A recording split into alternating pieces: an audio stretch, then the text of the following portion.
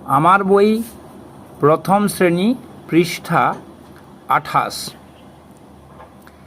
এই পড়াটিকে মজাদার করার জন্য আমরা বর্ণ কার্ডের পাশাপাশি সংখ্যা কার্ড নিয়ে খুব আনন্দের সাথে পড়াতে পারি।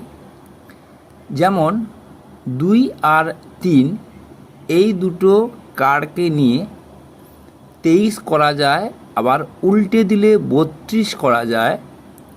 তেমনিভাবে তিনটে সংখ্যাকে নিয়ে যদি আমরা খেলাই তাহলে ১ ২ ৩ এটা নিয়ে ১২৩ ১৩২ এরকম করে অনেক রকমের সংখ্যা করা যায়। ঠিক তেমনিভাবে এখানে আ খ আর ন ল এই সংখ্যা কার্ড দিয়ে যত রকমের বানান তৈরি করা যায় তৈরি করা হলো। তারপর যেই বানানটি অর্থবোধক হবে সেই বানানটিকে রেখে দিয়ে বাকি বানানগুলিকে কেটে দিতে হবে।